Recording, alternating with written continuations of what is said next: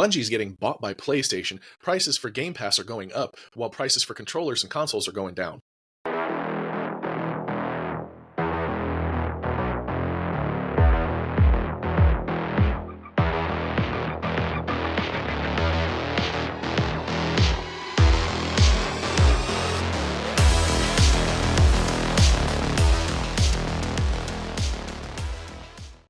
What's up, everybody, and welcome to Just Because Gaming. My name is Michael. And I'm Ray. And thank you for joining us. And before we jump in today, we just wanted to throw out that reminder to subscribe, like, comment, follow us on Patreon so we can do these giveaways. There's going to be one giveaway at 20 patrons on Patreon and one giveaway with 50 subscribers on YouTube. With that being said, let's jump into it. Bungie Studios, all of you know them from Halo and Destiny, and they've just released a very successful release on the final shape, kind of ending this series of Destiny. They're laying off about 17% of their employees, 220 employees roughly. They are trying to, or have supposedly taken a good chunk. It would have been more like 350, but they're moving them over into one of the Sony studios to work on another independent project. So some of those jobs they were able to save at least. It's a very sad thing to see, and I guess it's the state of the economy right now and stuff like that, and poor management maybe. But even some of the executives of the company, such as Luke Smith, who's most young, I know him from back in the Halo 3 days when I used to follow his blog and development blog and stuff like that he'd write on BungieNet.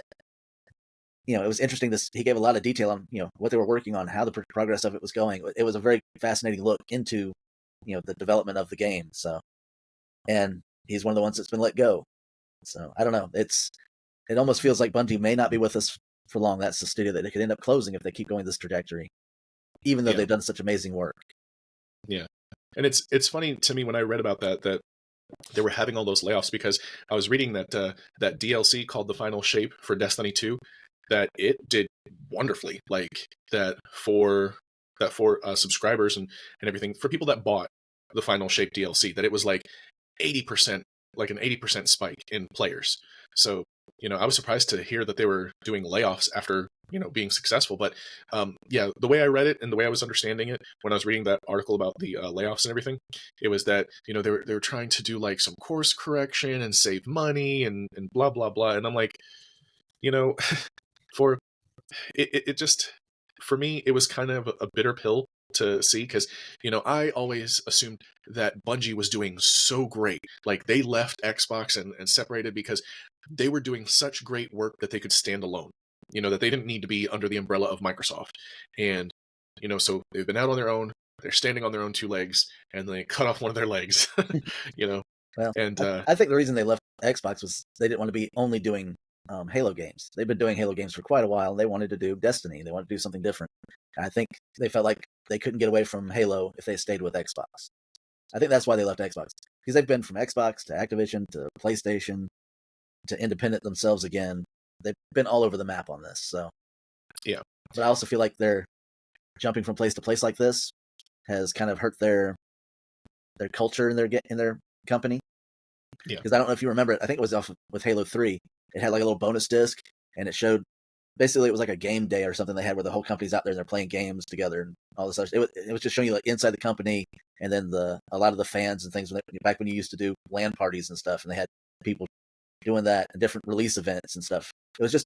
It showed a different culture in that company. It felt like a family, like a group of people getting together, really enjoyed working together and being together and had a lot of fun making these games, versus you just don't see any of that now. So what has their corporate culture turned into from what they were as a smaller studio too? Yeah. Dude, are you honestly asking me if I had the bonus disc for any video game? Like, once it got to like 360, I think that's, as soon as I learned that you could buy games digitally, I jumped on that, because I was like, I'm tired of scratch discs or losing discs or having friends come over and put discs in the wrong boxes. No, I did not have the bonus disc. If I had any opportunity to not have a disc, I didn't. This was pretty, this is like early in the 360 generation and stuff, so it was not like uncommon to still have discs. GameStop was still relevant, things like that. No, what are you talking about? GameStop is still relevant. They still sell toys. Don't get me wrong, they got some cool stuff in there, but I have not been in there to buy a game in. Yeah, I think the last time I was in there, I was looking to see if they had. You and I were in there together. You bought Pokemon cards, dude. Yes, because they had a buy two get one Don't judge. It was for my daughter. The other thing is, I went Sure. to see if they had Pops, the Funko Pops for DC Comics, because I wanted to have the Justice League. And but anyways, and I was also looking for a headset. Yeah. Yeah. You know, something like this. In fact, this might be the exact one I was looking for, and I ended up buying it off Amazon because they didn't have it. Go figure. You have Right. to go on Amazon to buy video game stuff because a video game store doesn't carry it because they're busy carrying toys.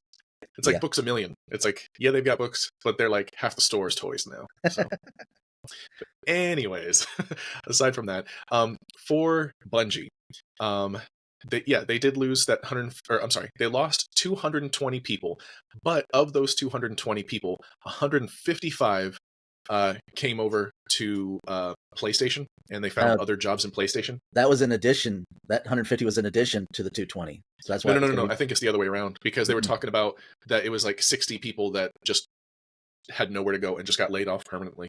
Yeah, I But think it was more than that from everything I've heard myself online and all. So, but but either way, it was a lot. yeah, But they still had and like 850 people working at Bungie. It's not like, I mean, that was a lot. They had a lot of people. yeah. So but yeah, there was 155 people that were brought on to PlayStation, and of that 155 people, it was about 40 that were specifically targeted for a new project because apparently PlayStation is working on, building, a small little studio, kind of like how Xbox said they were doing, but then they laid off a bunch of small studios. Um, so PlayStation is building a small studio of like 40 people. They are so far just being like nicknamed as like a Bungie offshoot. They're called Bungie Incubation, and they're working on this kind of like sci-fi universe game, and it's likely going to be a PlayStation only game. But from the pictures that I've seen from it, there's like a lot of boats. Like I saw in the artwork for Bungie Incubation, that's kind of like their placeholder name. That there's like a cruise ship, and there's a pirate ship, and there's like a speedboat. So I'm gonna assume it's like a naval game, like maybe it's like the Sims boat or something. But Yeah, I don't know. but yeah, they are out of those 155 people that were brought over to PlayStation to like various areas.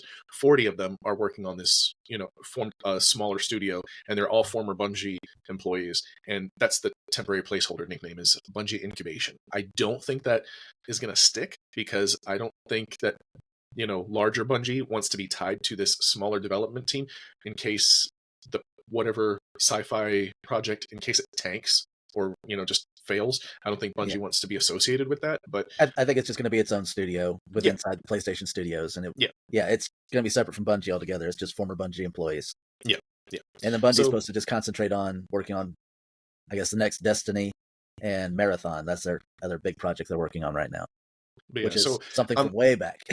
I am definitely glad and appreciative that that PlayStation, that Sony was able to step in and kind of like save 155 of these jobs and say, hey, we can use you here, Oh because yeah, that's really nice of them because they didn't have to do that. But I hope that those people kept their same or better pay. But yeah, like I know how much that sucks, right. being laid off from one job and then like scrambling. So yeah, that's cool that Sony did that. And hey, if Sony wants to hire me on, I'll gladly go. That's, I mean, corporations all over the place are doing this right now. The economy's tough on everybody, and of course, the easiest thing for them to control is payroll. So they lay people off, and Yeah, it sucks.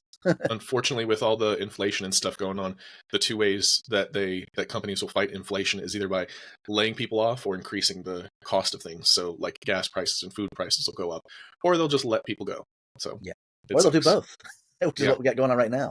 yeah, But with hardware sales being down, especially on the consoles and Xbox, they were down like 42% this quarter or whatever. hmm People are not, of course, times are hard money wise. Groceries, Xbox console. I think I'm gonna get groceries. I got to eat. But they are releasing, I guess, trying to make up for it by releasing new controllers. And the most recent one that they're releasing is the Blue Cipher controller, which is a translucent blue controller with like the insides are all like in silver, so that kind of pops out through the blue. This one's a little different than some of the other ones they've released because it's translucent on the back and the front, so you can kind of see through it all the way around. It's just like the rubber grips on the controller that are not translucent. It's a nice looking controller. Do I want to spend $70 on another controller that I don't really need? No. But if you're in the market for a controller, you need one. It's got all the Bluetooth connectivity. You can use it on your new Amazon Fire Sticks that you can play stream Gamepass to and things like that. It's just an interesting option and another of the million options and controllers that you can get from Xbox. That's cool because I remember, like, I swear it was back in the 90s and like early 2000s when like clear controllers were all the rage. Like, I remember so many Nintendo 64 controllers being clear. Like, there was the green clear one, and there was the blue clear one, and there was the, you could see through all of them, and that was like the thing. So it's funny to see that coming back. Yeah. But especially if they make it pop a little better. So instead of just looking at the insides, if it's like looking under the body or looking under the hood of like a Fast and Furious car where everything's like colorful and like lit up and stuff, that's kind of cool. Yeah, I thought it looked pretty good, at least in the pictures I've seen. Of course, with the hardware sales down, you've got a lot of people worried that, oh man, they're just going to go all digital. They're going to stop making Xbox consoles, and why would they continue that? And I don't think that's really their plan, especially since there's still a huge market for the consoles. I mean, look how many of them are actually out there. I like to play on a console on a big screen TV. I don't want to only be playing on PC or playing on the big TV streaming with a huge amount of lag. Your hardcore gamers are not going to be happy with that. You need a console for that.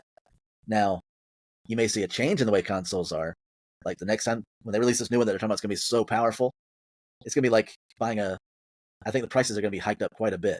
It's buying the high-end console is going to be, like buying a high-end PC. You're getting a lot of power for gaming, and it's going to be specifically, targeting the hardcore gamers. And then they'll have something like their handheld that I think they're working on. They'll also be able to, say, dock like a Nintendo Switch at a more reasonable price range for the average gamer who still wants something console-like or something portable. I can see it being those two SKUs. You don't really need anything in between. And then, they'll have all their digital stuff. They'll probably double down on the Fire Sticks and maybe something else. But I can't see consoles going completely away, not for a long time still, because they just don't have the technology to stream it that well. And of course, you've also got Apple, there's a rumor of them making a console wanting to get into the gaming market now. So if you got another company that's willing to throw money behind putting a console out there, why would you stop making your console? Because now you're going to have a fourth competitor out there. That's just what you need, right? I mean, it would be interesting to see Apple make a video game console, but they've done it before. Yeah, no. Yeah, Apple, they lasted for all of 2 years, and no, Apple, no. Like, Apple can't even play PC games that well.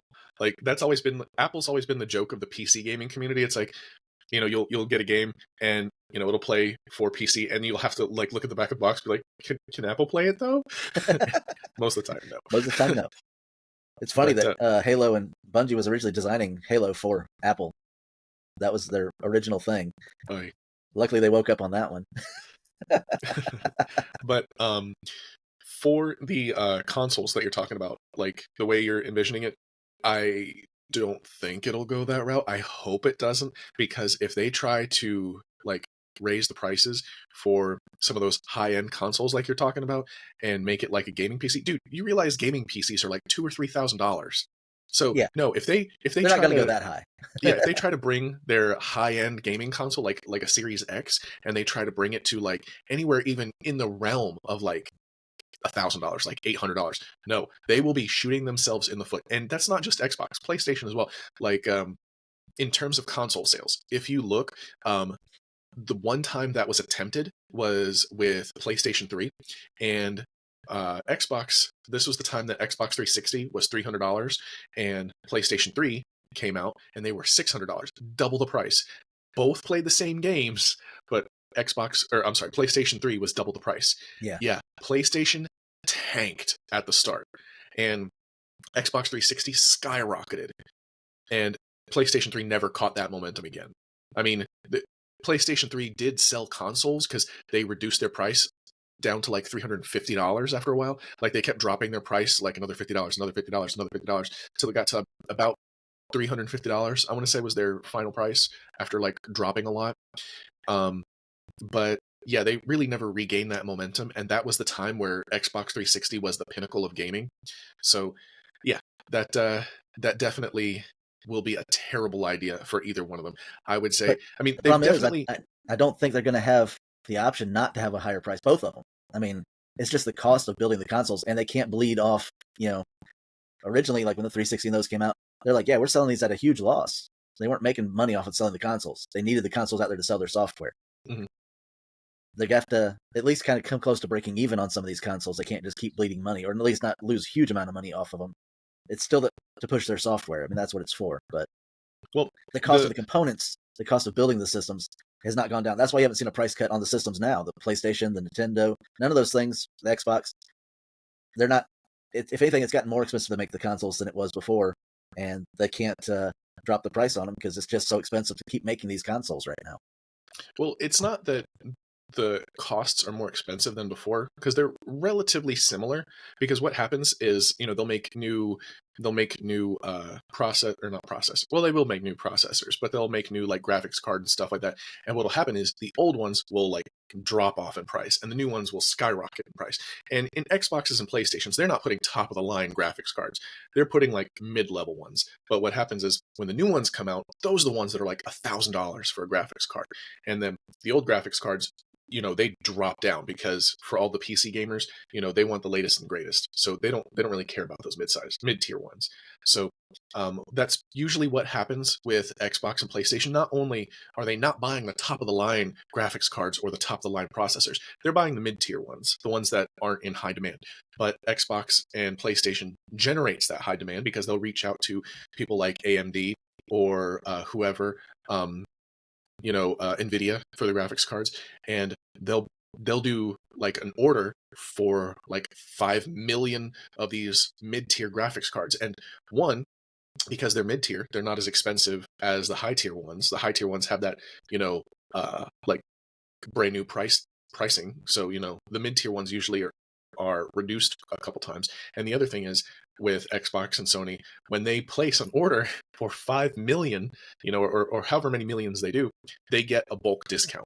So they're not buying it retail like you or I would. They're buying it wholesale. So they're buying, in bulk. So they get it for a lot cheaper. So when they work with companies like NVIDIA or AMD or whoever, they get a massive discount. Plus, it's competitive for the markets. So, Xbox, for example, they'll reach out to NVIDIA. They'll say, hey, we want I'm just going to keep going with the number of 5 million. They'll say, hey, we want 5 million graphics cards. NVIDIA, we're getting a couple prices. What's the best you can offer for this graphics card, this graphics card, or this graphics card? And NVIDIA will give them prices for that. And then they'll reach out to other competitors as well. And they'll say, hey, what can you offer for like these 3 mid-range graphics cards? And usually they'll go with the best value for the best performance. So they do that shopping so that they can make, some good money.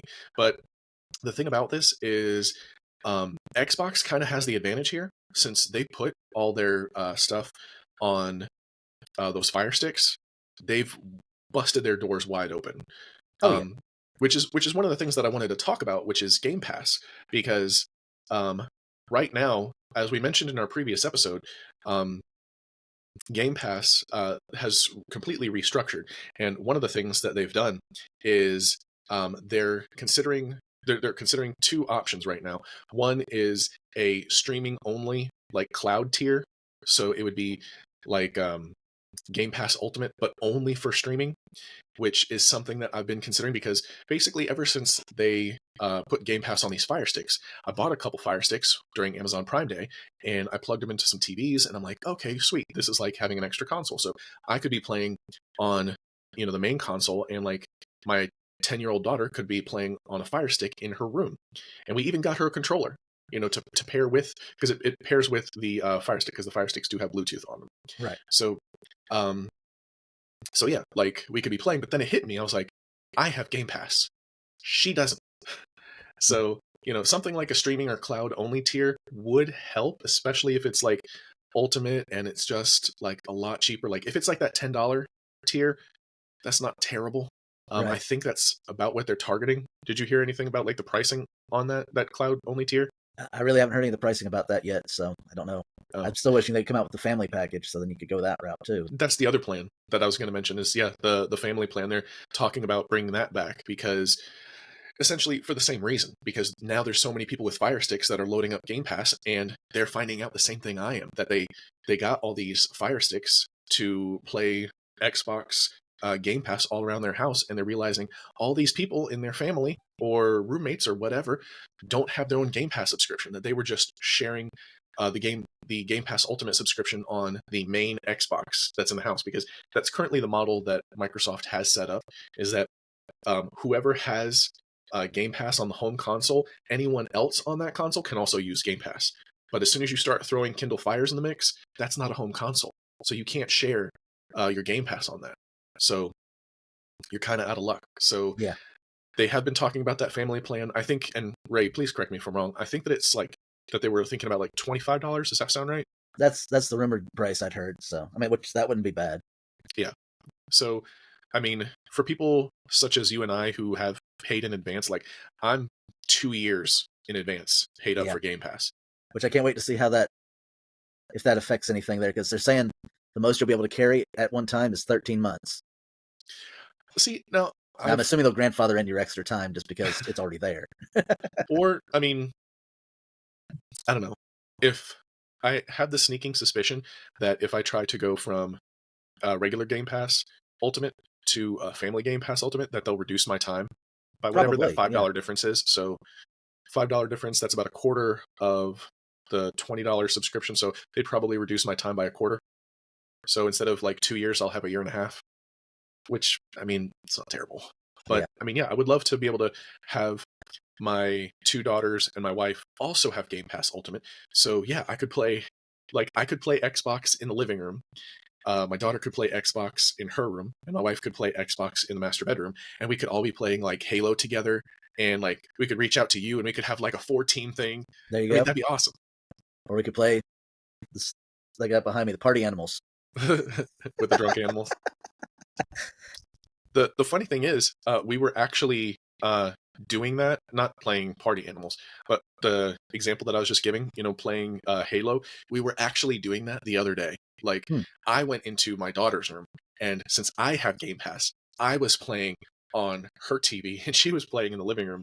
And because I wanted to test out, playing on a Fire Stick. It wasn't bad. I think it's because you and I have MetroNet, which is fiber internet, and has like the 1 and 2 gigabit per second internet speeds, but it wasn't too bad. There were a couple times where it was a little laggy, but yeah, we were playing Halo, like we were playing the Master Chief Collection, and it was awesome. We finally finished Halo 1, which sounds weird, but with me and my daughter, we have a tendency to get distracted and do other stuff, play other stuff. Like we'll be playing Halo, but then we'll get sidetracked or whatever, and it's just funny because we've been playing Halo 1 for like a year, Yeah. and we finally finished it. On a kind of unrelated note, I don't know if you've seen this, Ray, but on the Master Chief Collection, they've added a new skull. I think I've talked about it with you before. I don't know if you remember, but it's a skull where you can fly. Like normally, if you press A in Halo, you'll jump, but if you press it and double press it and hold it, you'll fly wherever you're targeting. So if like I'm looking at you and I jump and I hold A, I will zoom right towards you. But if you look up, you'll fly up. So it's basically wherever you're looking, you'll fly in that direction. And That would be very useful for those of us who aren't very good with the grenade jump. well, you don't have to do the grenade jump anymore. You just Right. look wherever you want and you can fly over there. It'd make it much easier to pick up some of the other harder to get to skulls. Yeah. Which I think I've already done anyway, after exhausting grenade after grenade after grenade after grenade to finally get it to jump right. The one downside is just like the bandana skull, it zeroes out your score. So if you're trying to like get a high score, you're trying to be competitive or get an achievement for beating the par score, it'll zero out your score. So that doesn't happen. But I turn it on just for us to have fun. And the downside to that flying skull is if you're looking straight ahead and you fly in that direction and you keep going and you eventually look at a wall, you will smash into that wall and die. Oh man. But the funny thing was, it's gonna be awesome for speed runs though. I mean, yes and no, because that's what I tried doing. So the second to last level on Halo, I don't remember what it's called. If anybody remembers what the second to last level in Halo 1 is, please comment down below. But for that second to last level in Halo 1, there's a part, I don't know if you remember this, Ray, but you start off in this ship and you're trying to get out of the ship. And as you're walking, you come to a hole where it's like there's just like this tear in the ship and you need to get to the other side, but you can't. Like no matter how hard you jump, you can't reach it. And you fall down into this like green pit. and you like work your way up and you spiral around this like mountain to get to the other side, and that's where because you're on the Halo ring, I should say, and you're trying to spiral up to get to the other side, and that's where you find the I don't remember if it's wraiths or whatever, but like these ships to like fly and get off of the that one part of the Halo ring. And since we had the flying skull on, I was like, oh, I could just skip this. So I was like, in my head, I'm like, I want to just fly over this giant gorge and get to the other side, because that's where the end is. That's where you go. That's like your end goal, so that you could get onto one of those ships and fly off. Well, we did that. We flew to the other side. There was nothing there. like it's there was a couple enemies, but normally there's supposed to be like swarms of enemies. There was like 5 guys there, and there was no ships. Like you're supposed to get into one of those ships to escape, but there's no ships because they haven't spawned yet. They Because haven't landed there yet, man. They're on their way. no, what I realized is it is a checkpoint based game, so you're supposed to go through all those checkpoints going around the mountain. And since we went from the first checkpoint to the last checkpoint, it only had us still at that first checkpoint. So if we paused and went to go back to the previous checkpoint, it would bring us to the first side of that ship that you're trying to jump over. So it never got us to the next checkpoint to spawn those enemies and to spawn those ships and everything. So we were just over there like, is there any, like, we were trying to trick the system into just letting us start at the last checkpoint. But like my genius idea was, oh, what if instead of getting into a ship and flying off, what if I just fly off? So I jumped, flew off into the distance, fell forever. But I was too stubborn to restart the level, so I kept flying around, and I eventually got my way back onto the ship. And I was so mad because I was like, whatever, I just have to fall down into the green pit. The whole thing I was trying to avoid, I had to go in there anyways. I was like, whatever, fine. Lesson learned. Fall into the pit. And I had to go around the entire mountain just to get to where I was before. No shortcuts in Halo, I guess. Yes. Well, talking about Halo, maybe we'll see some new Halo stuff at Gamescom, which is coming up this month. August 21st and 23rd in Cologne, Germany. Xbox will have a booth and everything at Gamescom. PlayStation and Nintendo, unfortunately, have opted out of being at Gamescom this year, so Xbox will be the only one we can watch and give our reactions to after that. They're supposed to have about at least 50 titles shown there. They're going to have a theater and a gear store and all that kind of cool stuff if you're able to go to Cologne, Germany for this, but unfortunately, we can't right now. We're not at that level yet. Not Hopefully yet one day. One day maybe we'll get an invite. Huh? But we will. It'll be watchable on YouTube and Xbox.com, I guess, and whatever other streaming services you'll find it on. I'm sure when you'll load up your Xbox, it'll say, hey, watch live at Gamescom, So I'm sure we'll watch a lot of that stuff, and we'll give you our reactions to what we see and what they talk about there at Gamescom. Yeah, we'll do a reaction and review video talking about the games at Gamescom, so y'all be on the lookout for that. And yeah, I wish we could go to Germany to that and Sure. get like we would probably get a free ticket, but we'd still have to pay for a flight to Germany. Yeah. So I mean, unfortunately, no, we cannot go to Gamescom, and we cannot go to what was the one that they just had in California? The Comic-Con. Yeah, that's what I meant, Comic-Con. Okay. Because they do. Thinking of a game show. I can't think of a game show that just happened. Well, they do show a lot of stuff at Comic-Con. Yeah. They show comics, obviously. They show movie trailers, video games, all kinds of stuff. Everything at Comic-Con. Sure. And yeah, like Robert Downey Jr. playing Doctor Doom, for better or worse. Which that seems like a terrible idea, but I've seen Disney and Marvel pull off worse. So, but then I've also. It's so weird because dropped the ball quite a few times too. Yeah, I was gonna say I've seen a couple times where they've knocked out some home runs of things I didn't think were gonna fly, like the Deadpool and Wolverine movie, which we saw, right. Or like the Guardians of the Galaxy movie. Stuff that I didn't think would work but worked amazing, or things that I thought would work and turned out terrible. So I have no idea which way that's gonna go, but let's see. Aside from Gamescom and all the games they're showing there, one place that there won't be games anymore, unfortunately, is on Xbox 360. Now, if you have an Xbox 360, we have friends that are retro gamers and still have an Xbox 360 and play Xbox 360 games.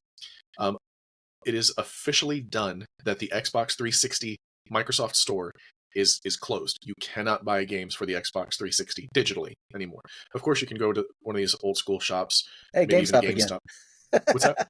Hey, we're back to GameStop again. Yeah. But yeah, you can go to a GameStop and they'll be relevant again.